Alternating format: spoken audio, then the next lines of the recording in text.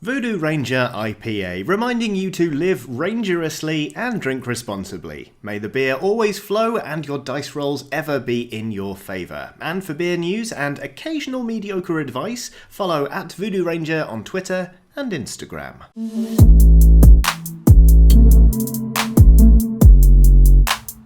Carve those pumpkins, ready some sweets by the door, and purchase a 20-foot tall plastic skeleton from your local supermarket retailer because it's Spooktober, the month of chilling tales and terrible costumes. Some cowards out there will tell you that Halloween is but one day in an entire calendar month, but to those naysayers I shout Halloween isn't just a day, it's a state of mind. So whether you're watching this in the most blood-curdling of months, or whether it's February and you just want to get spoopy, then here's 4 great board games that Dicebreaker recommends for Halloween!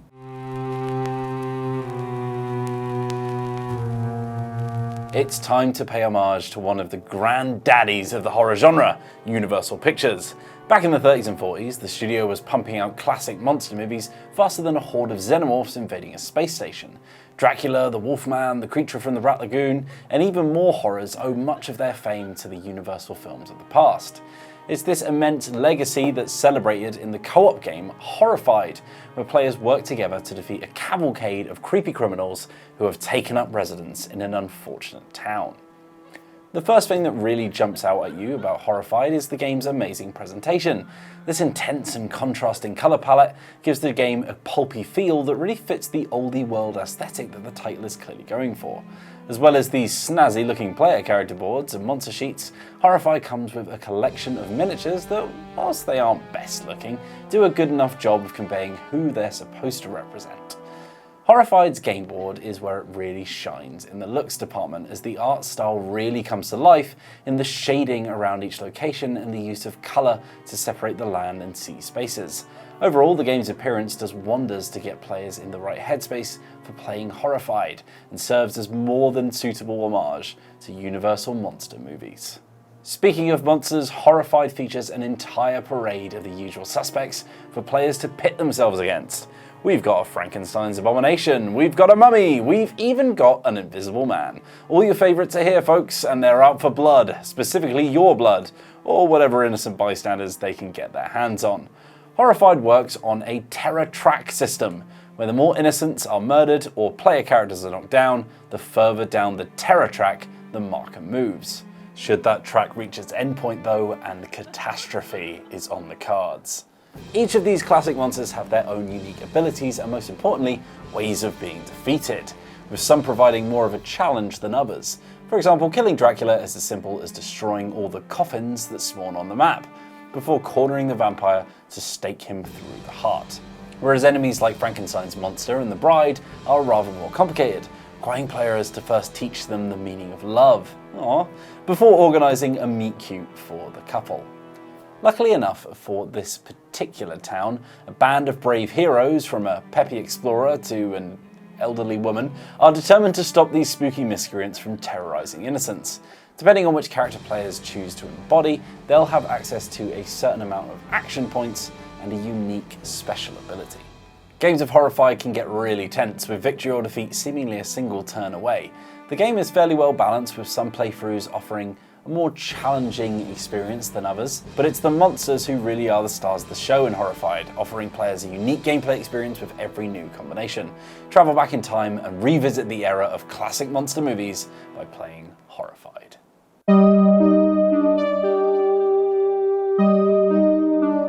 Scary stories and haunted houses, they go together like ghosts and ghouls, like Amityville and horror, like Scooby and Snacks. And when it comes to board games, there's no better haunted house than the house on the hill. Betrayal isn't just one spooky tale. There are 50 different haunts in the box, along with another 50 in its Widow's Walk expansion. It's the ultimate scary story simulator, crammed full of things that go bump in the night, from spectres and skeletons to vampires and even killer plants. Each game starts out relatively similar. The player's gang of characters venture into a creaky mansion, exploring its rooms and floors by moving around and placing tiles as they go. The rooms include everything from a relatively standard kitchen and garden to a creepy graveyard and disturbing bloody room. It's really not surprising that nobody's actually living here. Just like any good scary story, everything seems perfectly fine for a while as the group pokes around the dusty house, and then suddenly things start to happen. You might witness paranormal activity or spooky happenings on one of the room's event cards, or even find a mysterious item. You could even happen upon an omen, a powerful event or object that has the potential to change things as you know them. With every omen you discover, the chance of a haunt happening grows. When it inevitably occurs, one of your companions is revealed as a traitor, hell-bent on making sure you never leave the house on the hill. It's up to everyone else to take them down or simply escape with their lives. Nobody, not even the traitor themselves, knows who will be fated to turn on their companions and the exact horror in store at the start of the game. This makes Betrayal tense from the off as everyone tries to gather items to survive while keeping an eye or two on their so-called friends. The 50 haunts range from genuine shock to B-movie schlock, but aside from a couple of slightly iffy entries, there's nearly always an entertaining and exciting thing on the way. The variety means that each playthrough of Betrayal has the potential to be very different to the last. Plus, it's very easy to learn if you're new and can often wrap up in well under an hour, making it easy to venture back into the haunted house for one more go. Betrayal packs so much into its box that it feels a bit like 50 horror games in one. One moment you might be fleeing Frankenstein's monster, the next trying to escape a gigantic cat in a toy plane. It's the perfect collection of scary stories to gather around with friends, waiting for that moment when the traitor is unveiled and everything goes to hell. Quite literally in some cases. But despite the betrayal, horror and inevitably fate of your poor adventurers, you'll find yourself drawn back to the house to see what the next fright holds.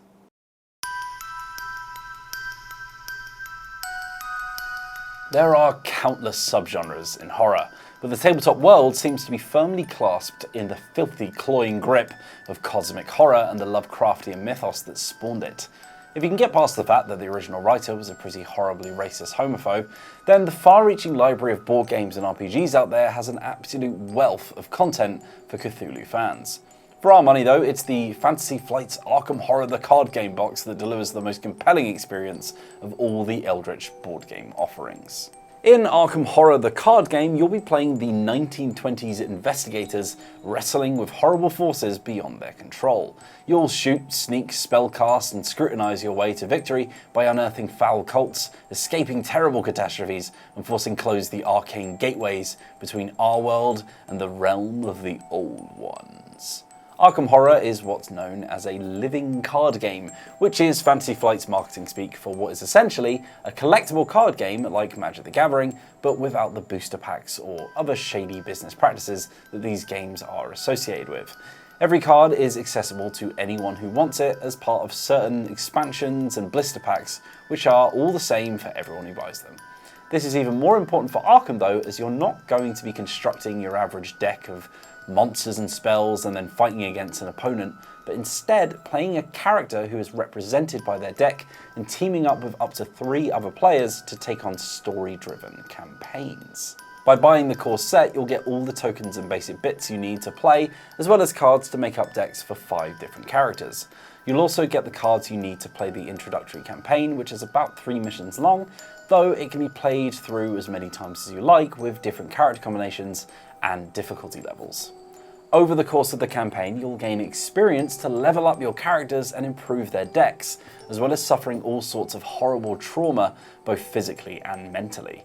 You'll be faced with difficult decisions throughout, and your actions will have lasting consequences as you work through each mission in your campaign. Once you've dragged your characters through hell and gotten to the end of your campaign's final mission, you can either start the same campaign again with whatever tweaks you like, be it characters you're rolling with or the difficulty you play at, or you can grab a new box from the absolute plethora of content available for the game and continue your story. The question for you then is, do you carry on with the same broken but tooled up characters you've been playing up until now, or do you swap them out for some fresh-faced recruits? Playing Arkham Horror the card game feels a lot more like an actual game than its predecessor, which at times made you feel like you had all the control of the man in Quap. You'd face off a massive horde of mutated cultists and seal shut some disgusting tentacle-filled portal, only to die because you ate some bad bologna and tripped over a sword. Whilst the card game variant still keeps that feeling of constant chaos, even to the point where every time you attempt something, you draw from what's called the Chaos Bag. All your actions in the game are backed up by some really solid card play and resource management. Every card in your hand is dual purpose, acting either as a long-lasting asset, quick-time event, or hand reaction, or burned away to use its bonus skill points whenever you need to fight, flee, or figure out your way out of danger. So if you're looking for a deep and content-rich card game to play with a friend, or you don't mind splitting the cost between a group of 4 to get 2 starter sets and play as a group, then the Arkham Horror card game is a perfect introduction to the world of Lovecraftian horror without nearly as much xenophobia. Not towards people from this realm anyway.